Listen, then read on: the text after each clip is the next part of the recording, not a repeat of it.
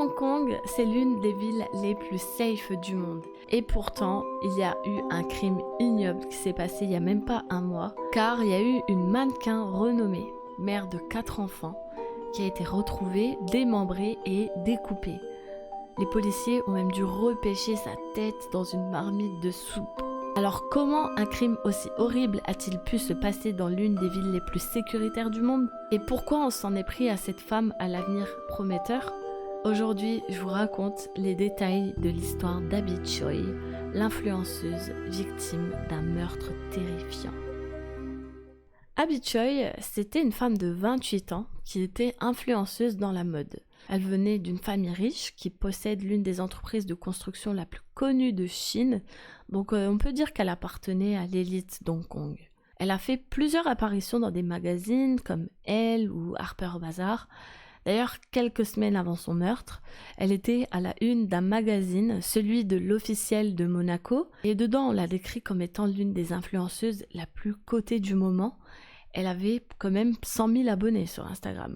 D'ailleurs, elle avait 4 enfants. Elle s'était mariée une première fois à Alex Kwong quand elle avait 18 ans.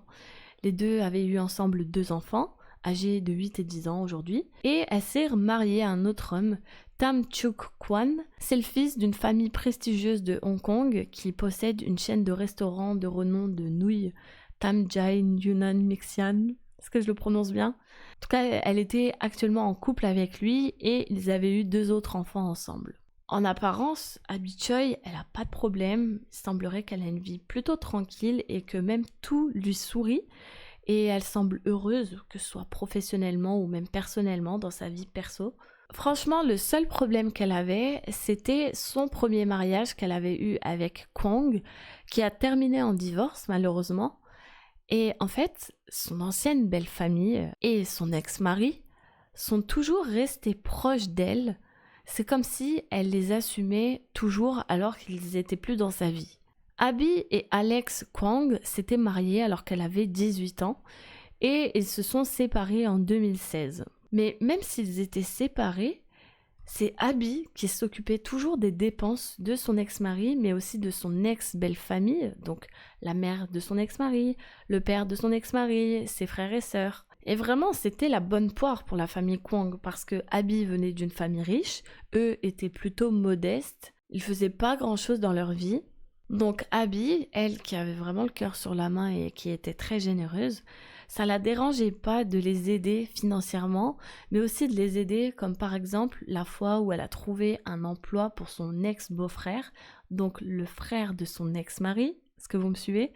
Elle l'a pris comme chauffeur personnel, donc elle lui a créé un emploi si on veut, et bien sûr elle le payait très bien. Après ça, c'était parce que Abby et son ex-belle-famille avaient gardé de bonnes relations. Il n'y avait aucune haine entre les deux. Elle les aimait bien. Eux aimaient toujours Abby malgré le fait qu'elle fasse plus officiellement partie de leur famille. Donc ils avaient gardé des relations cordiales. Et puis d'un côté, c'était aussi dans leur avantage de garder Abby dans leur vie. Parce que comme je vous le disais, elle assumait tout financièrement pour eux.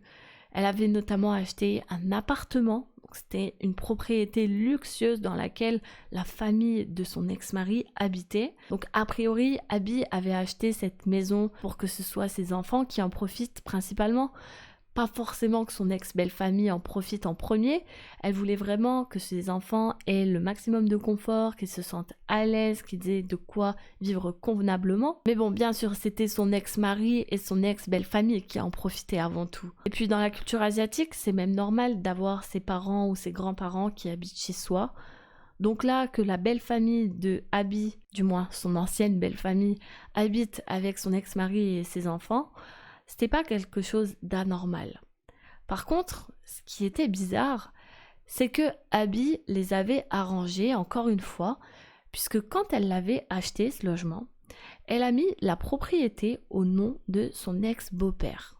Si Abby avait accepté de faire ça, c'était parce que déjà, elle était très gentille et très généreuse, car ça permettait à son ex-belle-famille d'éviter à payer les 1 million de dollars qu'il y avait en frais.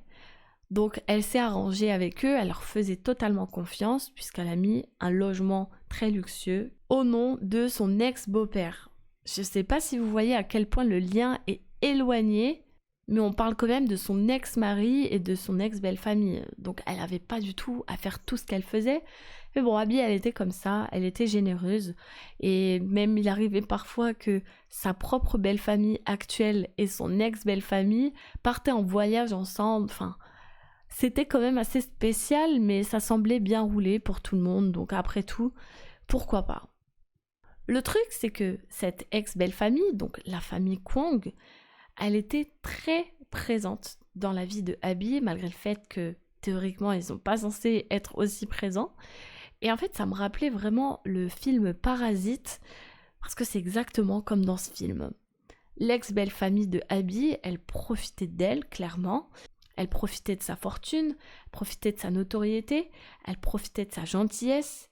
Et malheureusement, comme dans le film Parasite, ça va tragiquement se terminer pour elle, qui était bien trop généreuse avec les mauvaises personnes. Le 21 février 2023, Abby est portée disparue par son conjoint. Donc, Abby n'est pas allée chercher ses enfants après l'école, ce qui n'était pas du tout dans ses habitudes. Les soupçons se sont tout de suite portés sur son ex-belle-famille et surtout son ex-mari. C'est le mari d'Abby, donc le mari actuel avec qui elle était en couple, qui a expliqué à la police qu'il avait des doutes sur eux, car Abby projetait de vendre la propriété dans laquelle ils vivaient tous. Et sachant que son ex-beau-frère, c'était son chauffeur, il devait forcément savoir quelque chose sur la disparition d'Abby, vu qu'il devait la conduire ce jour-là. Et puis même cette histoire de vente de l'appartement dans lequel vivait la famille Kwong, ça a sûrement dû provoquer quelque chose. Et effectivement, le mari d'Abby avait vu juste. À peine 2 jours après le signalement de sa disparition, le mystère est résolu. On a retrouvé Abby Choi. Hélas, on ne la retrouvera pas vivante. Ce qu'on trouve, ce sont des parties de corps humain. On retrouve sa tête, on retrouve ses mains, ses jambes. Abby avait été assassinée, puis démembrée. On a également son sac à main qu'elle portait le jour de sa disparition. Alors après des tests ADN, on a la confirmation. Il s'agit bien des morceaux du corps de l'influenceuse Abby Choi. Ces éléments ont été retrouvés dans un appartement loué par l'ex-belle-famille. Je pense que vous vous en doutiez, l'ex-belle-famille a tué et démembré Abby Choi. Donc ça veut dire que le père, la mère, le frère, la sœur, bref, toute la petite famille Kwong s'est réunie et s'est mis d'accord sur le fait d'assassiner Abby, qui, je vous rappelle, s'occupait très bien d'eux alors qu'elle n'avait pas à le faire. Mais ce n'est pas le pire parce que, justement, ils l'ont découpé, ils l'ont démembré. Et surtout, à l'intérieur du logement qu'ils avaient loué ensemble, il y avait des outils de boucher. Donc, il y avait comme des scies, des grands couteaux, un hachoir, et puis tout le logement était protégé par du plastique. C'était une véritable scène d'horreur. C'est vraiment digne d'un film de faire ça. Il y avait un hachoir électrique, des haches. Et le plus choquant, c'était les 2 marmites de soupe que les policiers ont retrouvées. Il y en avait une qui contenait le crâne de la victime avec des légumes. Donc il y avait sa tête, ils ont dû la repêcher parmi ces légumes. Donc ils voulaient faire une soupe ou un bouillon, on ne sait pas trop. Et aussi, il y avait une 2e marmite dans laquelle il y avait de la viande. Donc potentiellement, c'était de la chair réduite en morceaux ou hachée. Et toujours pareil, avec des légumes. On ne comprend pas très bien ce qu'ils comptaient faire. Est-ce qu'ils espéraient cacher le meurtre de cette manière? Est-ce qu'ils pensaient qu'en consommant ces soupes, ou je ne sais pas trop ce que c'était, ces bouillons, est-ce qu'ils pensaient qu'ils allaient devenir aussi riches que Abby? On ne sait pas trop. Ce qui est certain, c'est que c'était très glauque. Et bien sûr, l'ex-belle-famille a tout de suite été arrêtée.